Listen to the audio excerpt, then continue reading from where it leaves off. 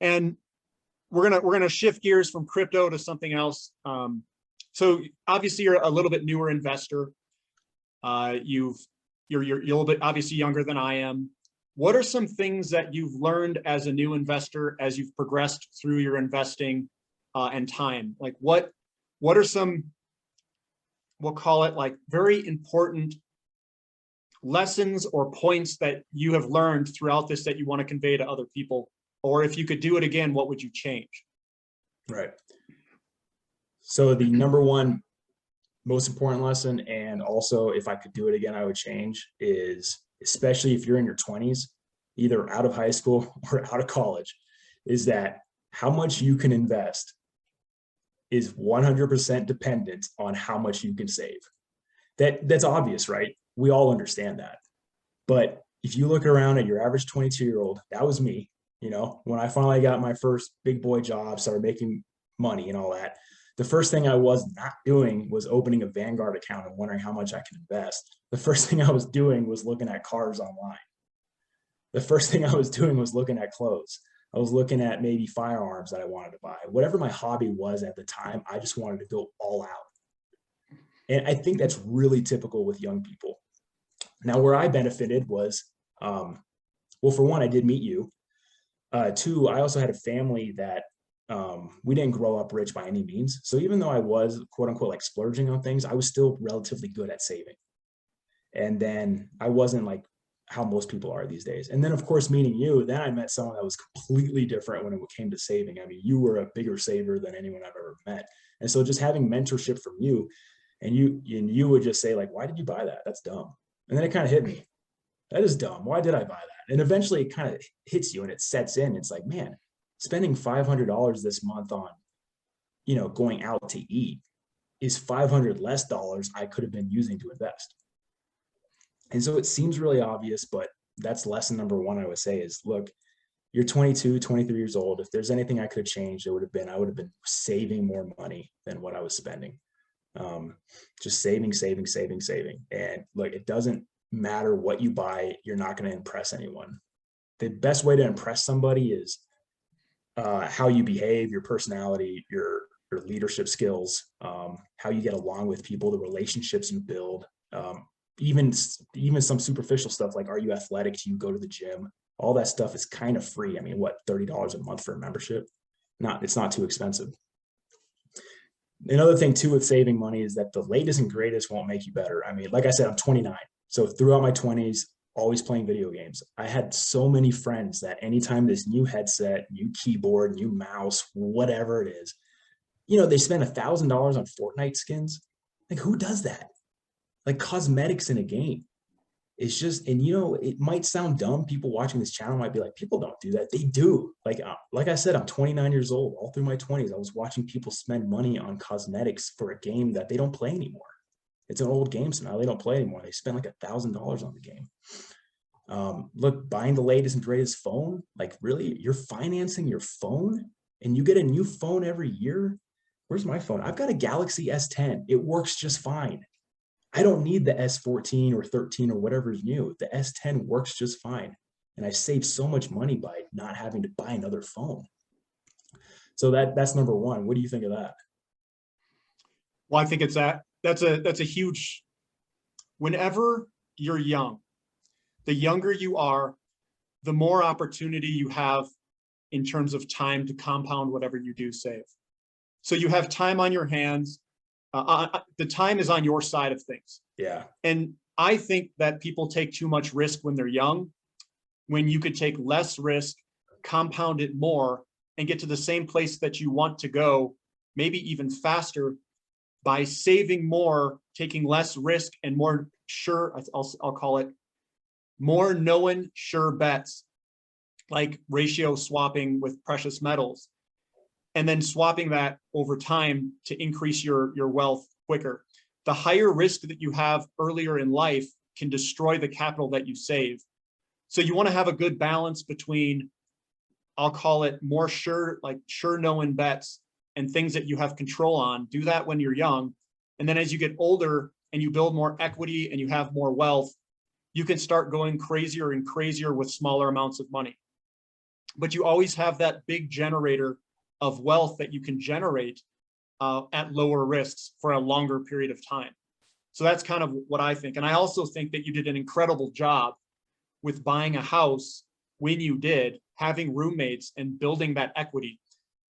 Because not only did we have the market conditions right, because we knew that inventories were declining, we had low interest rates, and the market didn't really like start shooting up. It was getting stronger and stronger and building, but it didn't have the big move yet. And the big moves are upon us now. They're starting to come. I think that's probably one of the most important things that you did early on to build as much equity as you did, and will catapult you forward, I think, to much larger wealth building steps, because you did a 10x on your money in roughly 3 or 4 years. 4 years, yeah. So, that I don't know of too many returns that you can do that quickly with that least amount of risk. You also added equity to your house through them paying the mortgage off and stuff. So I think that was that's exactly what I would have done if I was your age. And I told you that. I said, I would buy a house, get renters, and just go for it. That's what I would do, especially with the market where it was. I still think that's a good idea. And I still think that we're going to see much higher prices over the next 5 to 10 years, given the real estate market where it's at, and that the deficits of about 5 to 5.5 million homes, it's still going to grow. And if you're in a highly desirable location in the United States, this is like you're in dollar denominated assets. People's money from outside the United States is going to be coming to the United States to get out of their currencies. And they're going to come here probably to buy any sort of asset, real estate. It could be stocks at the moment. But at some point, all of this, I think, is going to rotate into physical items. And physical items are real estate, precious metals, commodities, and even like collector cars. All of these tangible assets have been underpriced in relationship to currency that's been created in the world. So I think it's all going to rotate. And you are literally acquiring real tangible assets. And you're talking about maybe even buying a second house and renting this one out. Now you're going to have 2 tangible assets in dollar denominated asset that's going to probably be rocketing higher throughout time over the next 5 to 10 years. So I think that was a very smart move to do. And I would recommend that to anybody where the markets is where it's at today in terms of real estate. What other investor lessons have you learned that you could add in? Yeah. What are you looking at today? Like what kind of investments? What have you learned? What kind of how you've morphed from crypto into something else? What is that something else, and why did you go to that something else? So that something else is in commodities. So it's not just what we have, investments in the stock market, stuff like that. The first time I ever invested in anything commodity was 100 ounces of silver, bought it on eBay. That was like 3 years ago or so. And we picked it up together because we went on our lunch break. We went to the post office. I got it. And as soon as you get that stuff in your hand, it's just different. Like something changes in you. You're looking at that and you're going, this is real money. Part of you is going, I feel safe with this for some reason. And so that really launched me towards wanting to look more into commodities. Now, where I'm really a bull right now is mainly in the uranium sector. The more I look into the energy crisis, the more and not just the US. And I think that's what a lot of people that are anti-uranium don't understand, is that China and India do not care how people in California feel about nuclear reactors. They just do not care. China and India are just going to keep building and building and building nuclear because they understand to sustain 2.5 billion people in Asia from just their countries alone, they're going to have to diversify their energy production. And so investing in uranium is a safe bet. That's how I see it. I mostly commodities. I've got oil, I've got natural gas, just well diversified. However, it is not 100% of my portfolio. It is not. That's another thing that I think is a good investment advice to people in their 20s, is that do not go all in on stuff. Have your 401k, have your home, have your savings. My 401k is just in some basic S&P 500 tracking fund, just as a safeguard, right? And then my individual account is where I can take, higher risk assets like in commodities with single stocks. But at the same time, you do the risk reward analysis and you're like, man, there's no way I can't invest in this. Like, how can I not put some money in this? It's just like, what if it goes down 50, if it has a 50% pullback, okay. But what's the potential upside? 100x? I mean, it's worth putting that money in to risk it. Speaking of with 50% pullback, that's another lesson too, is that pullbacks always happen. That was back during crypto, right? Like when I was investing in it, 2016, 17, I never thought pullbacks were possible. I was just constantly buying. And when pullbacks did happen, I just kind of like, it was like riding it. And then when I had extra money, I just bought it right there and then. I didn't wait for a pullback because I just didn't think that there was going to be one. And now whenever you release this video, I mean, it's December 18th. Anyone watching this channel knows there's a huge uranium pullback. However, if you look at the uranium market, like a month ago, I wonder how many people were thinking, man, we're never going to see the prices that they were, over the summer. We're at those prices right now. But I wonder how many people are buying right now. I don't think they are, because I think they're scared. Yeah, they're not buying. I can tell by my views on the channel and the interest. It fluctuates based off of the Was that right? price of uranium and the price of precious metals. So yeah, I can actually see the view counts go up and down with those prices and what the sentiment is in the market of both of those markets. Yeah, I mean, I'm pulling up North Shore Global Uranium. It's an ETF, so it covers most things, right? It's a good gauge of what the overall uranium market looks like. And we're at $74. The last time we were at $74 was, wow, back in August to September, somewhere around there. So like imagine you in October seeing the prices of the ETF in the 80s and 90s, and you're probably thinking to yourself, like, that guy was probably like, man, if only I bought back in July. Well, it's July again. It's effectively July. So why aren't you putting more money into this? So that's another piece of advice there, is pullbacks always happen. So be patient, wait for a pullback. But still, I think I've heard you say it on your channel, you'd say sprinkle a little in. It's never a bad time to sprinkle a little in, because maybe the pullback doesn't go back down to as low as you want it to go. So it's still, just be patient. All right, so we've got a lot of uranium bulls on the channel, and if you feel free to share this, what are your favorite uranium picks, and like which ones do you like? Okay. Just for your opinion. It doesn't have to be right or wrong. Just whatever. Which ones do you like the most? And it doesn't matter the reason why.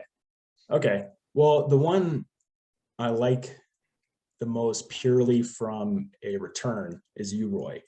I somehow bought UROY at a bottom and it exploded like the next week. Pure luck. There was nothing to it.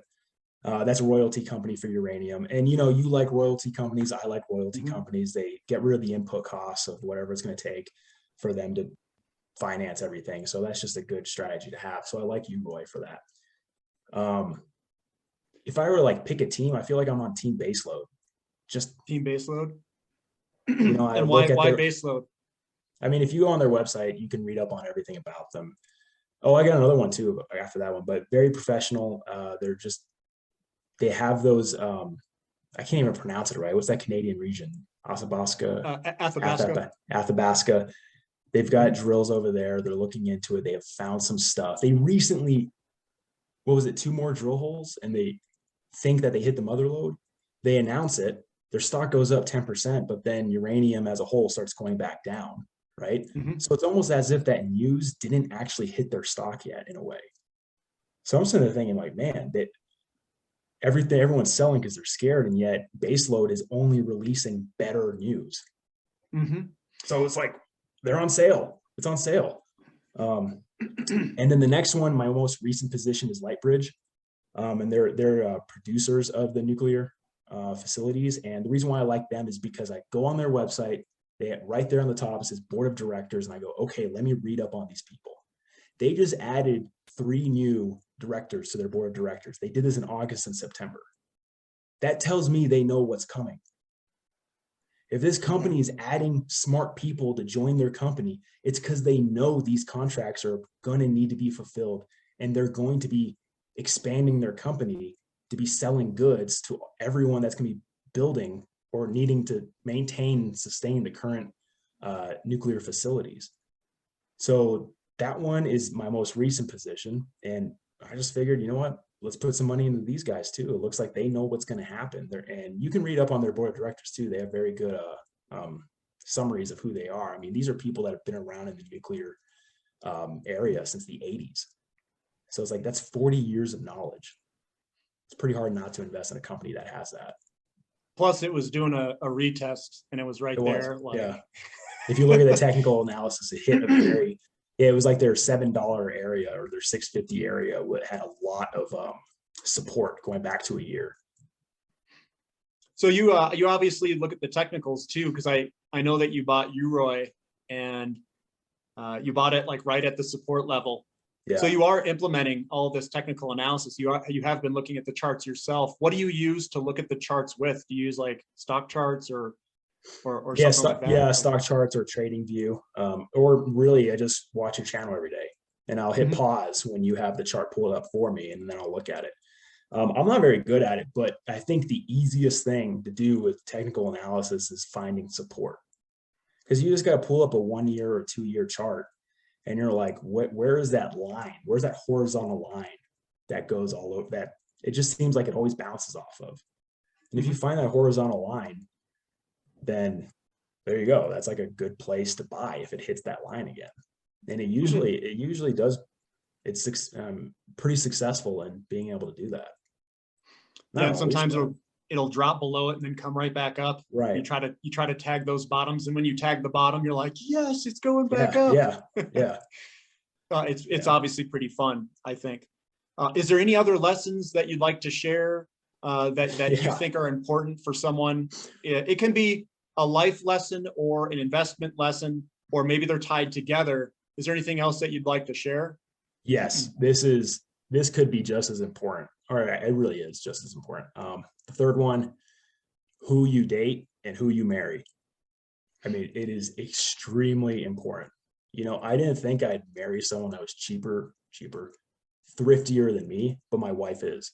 She's extremely good with money. And I think that's something that's tough to find these days, is that man or woman, whoever it is, whoever their spouse is or whoever they're about to marry, usually one's a saver and one's a spender, or you're both spenders.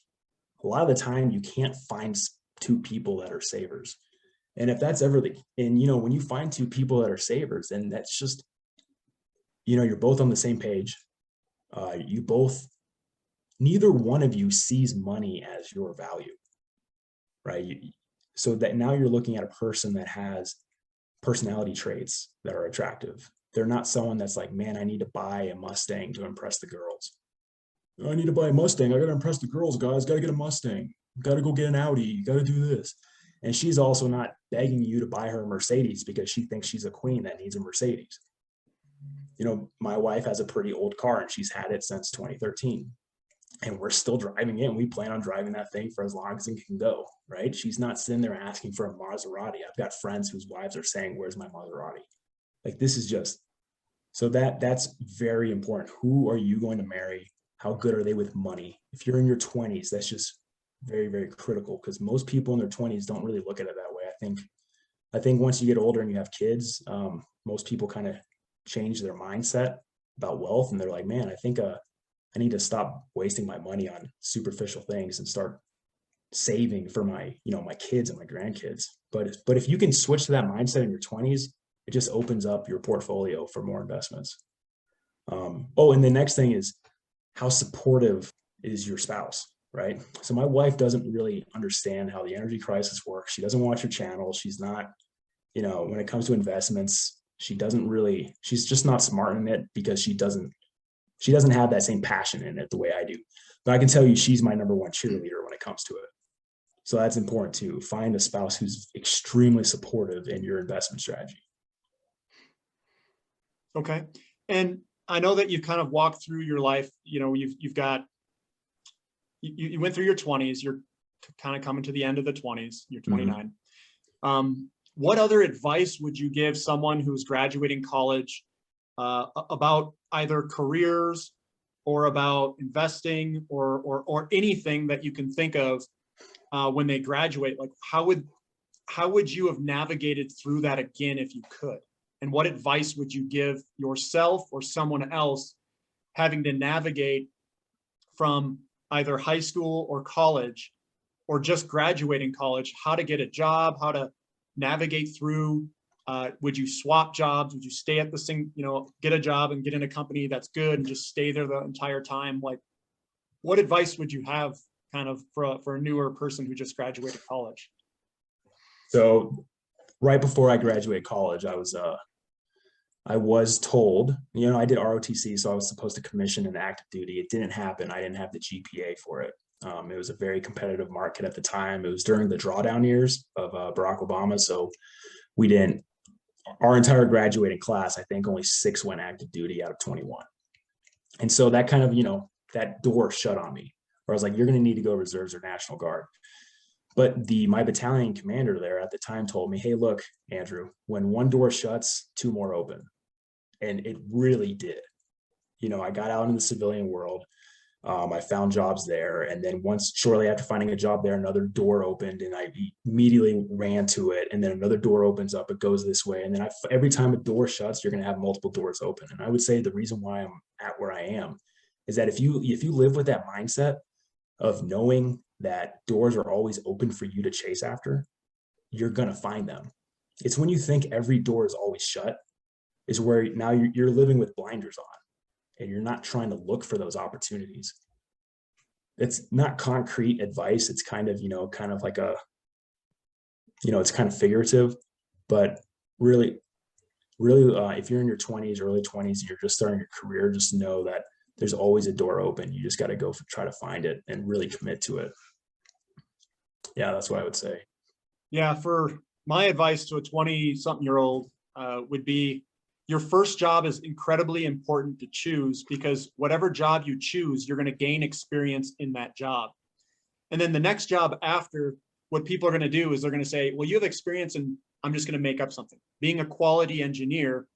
Why do you want to now swap into design? Because in my opinion, it's harder to go from a quality perspective, quality engineer to a design person, even though there may be benefits to having that background. And it's even harder to go into a sector and then transfer completely out of that sector into something that's maybe not the same. And if you're doing it after only being in that sector for a year or two, sometimes it can be harder to swap across sectors. Not all the time, but sometimes.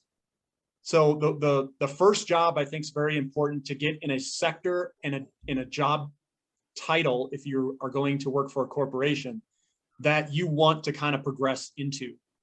If you have no interest in doing it, I probably would, I wouldn't say don't take the job, but I would have second thoughts and really try to go after what you want to progress towards.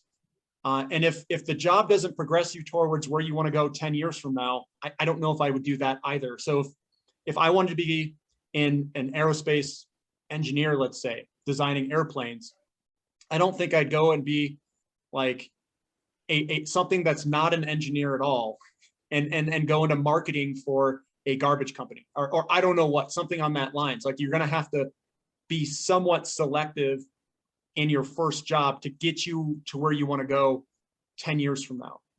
But I don't think a lot of people have that foresight when they're that young, and they kind of just take whatever they're given, and then they pile down a path of 10 years, and they wake up and they say, what just happened? I don't want to be doing this, and then have to reverse course almost and go backwards to go another route. Yeah. I'm not saying that's necessarily going to happen to everybody, but if you're going to make decisions, do it quicker, do it quickly, and do it swiftly if you're not on the right path. If you've chosen the wrong path, switch really quick when you're young.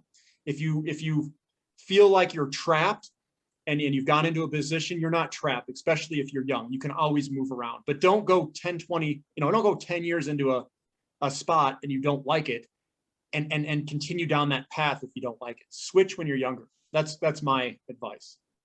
You're going to like this story. I don't think I've shared this one with you before, but it was I met a clinical pharmacist. So he's got a PhD doctor in front of his title. So that means from the age of 18 to 20, I think 27, he was in school.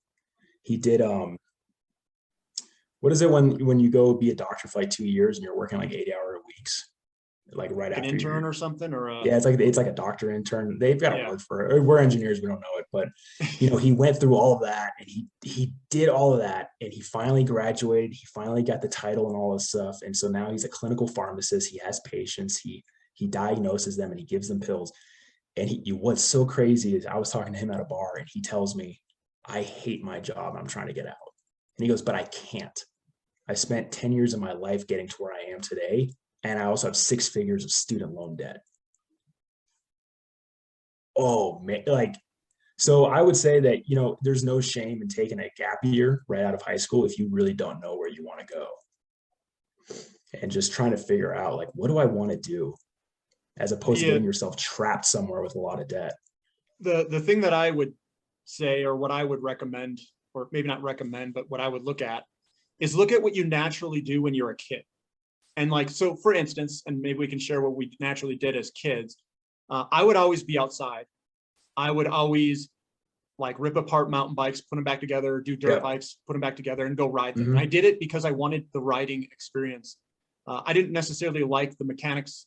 I mean, I did and I didn't, but I wanted to ride the bike. I wanted it to be in top performing condition so I could go ride it. Same with cars, same with anything else. So I like being outside. I liked tearing things apart to have them working correctly. I liked sports. I liked working out and health. I liked that stuff naturally, and it usually carries its way through your life. If you can somehow find a way to take what you like doing naturally and make money at it, that's it. Because then it doesn't feel like a job. You just want to do it all the time. What about you? Like, what do you think would be something that you would kind of go after, or that you would look at differently today? Yeah, growing up, I had enough people in my life that could tell that I was definitely had an engineering brain. Just either through personality, I was always doing well in math. I was always riding my bike, and I felt like sometimes I spent more time fixing and tuning my bike than I was actually riding it. Computers too, just trying to fix computers. So it was obvious, okay, this guy, let's change that. It was different, right? So like 10 years, yeah, like the mid 2000s, right? So I was in high school. Being in the trades wasn't sought after as it is, like it is today. Everyone was saying, go STEM, go STEM, go STEM. So even though I was a guy that loved fixing things, no one ever told me to go be a plumber or a welder or go work in HVAC. Because that was blue collar. They were like, you need to go get an education. So they told me to go be an engineer. So I did.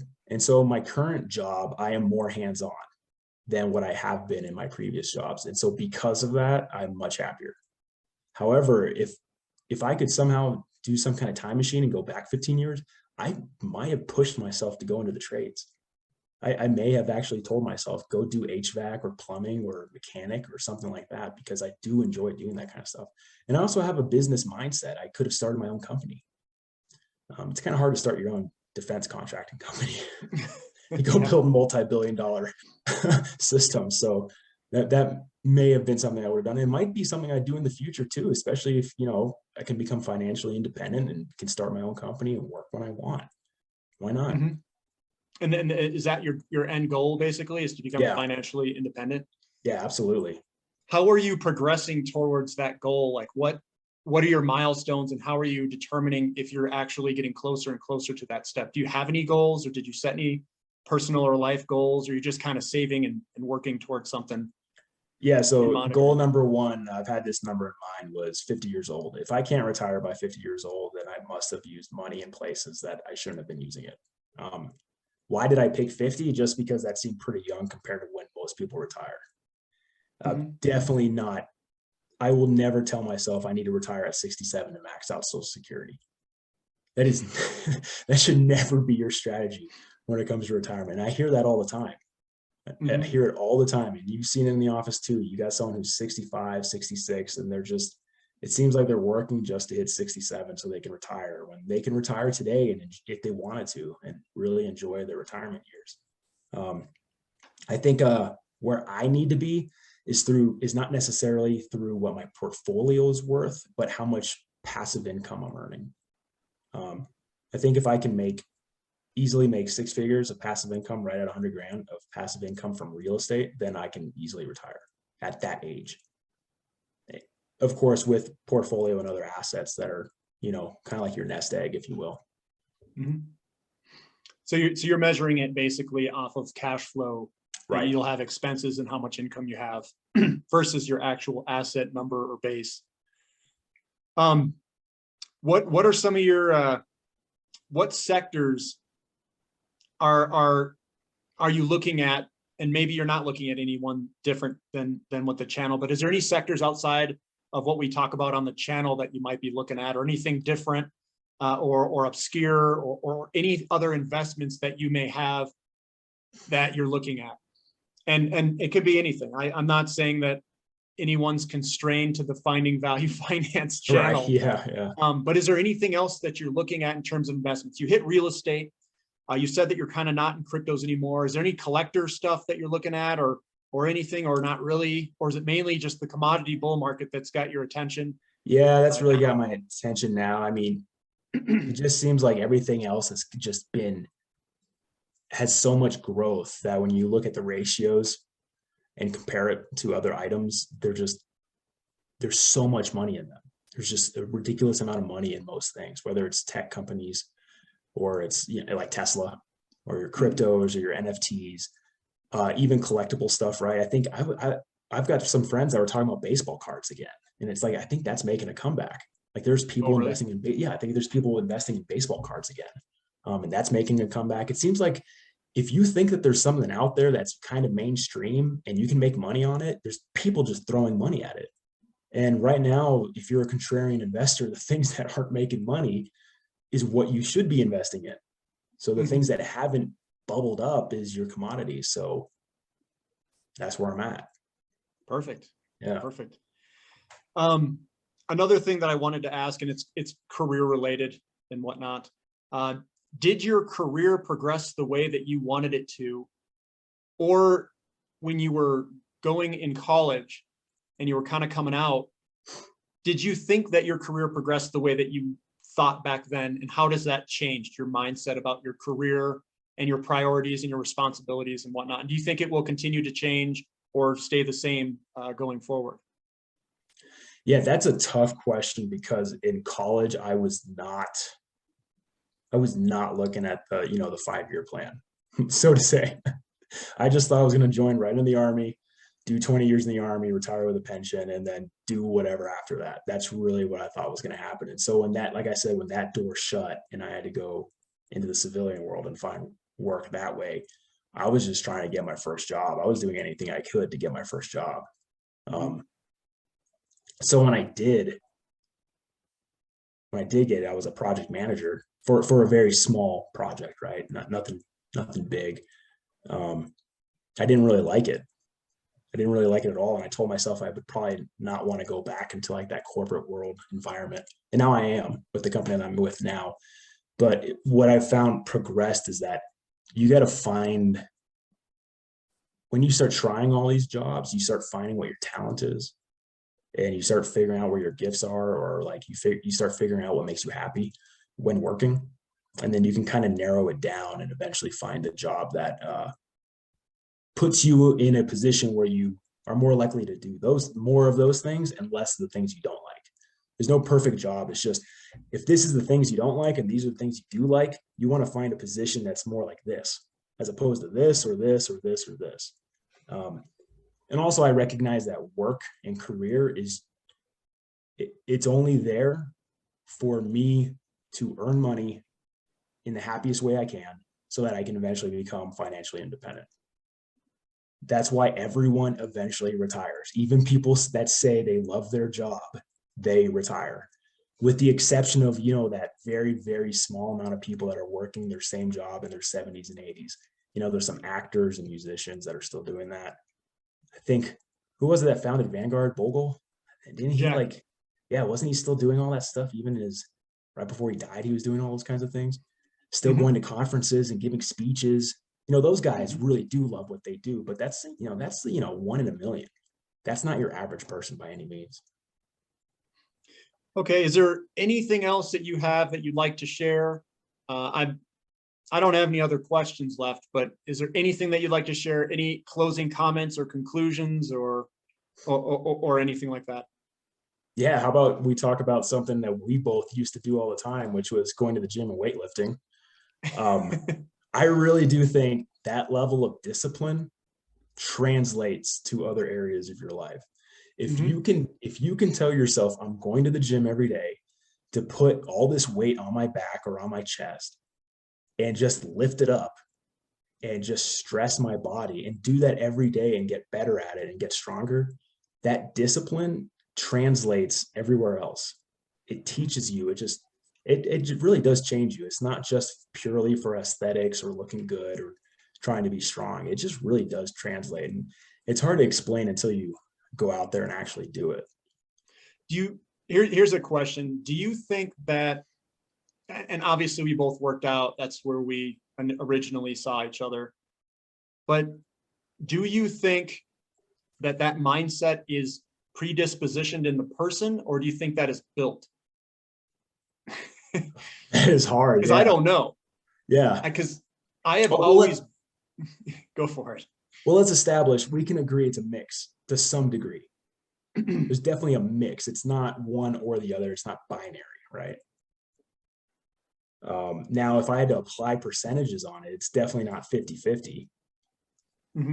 But at the same time, I think like some people are just, they're that way since they were 3, right? Since they were a kid, they were that way. Some people, they weren't that way, and you really got to train them into it. And you kind of have to some people will say, oh, I'm just not built that way, which could be true, but you can always find some kind of incentive to get you going. I think that's why CrossFit got so popular, was that weightlifting, maybe in the 70s, 80s, and 90s was relatively, it was like an introverted activity.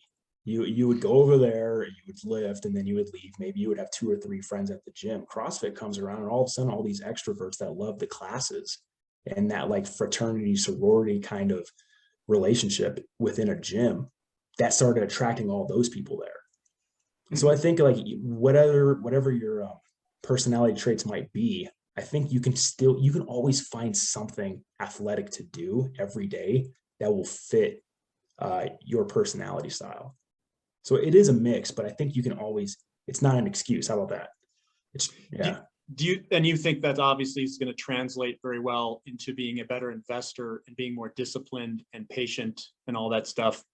You think there's a pretty good mix? I agree too, though.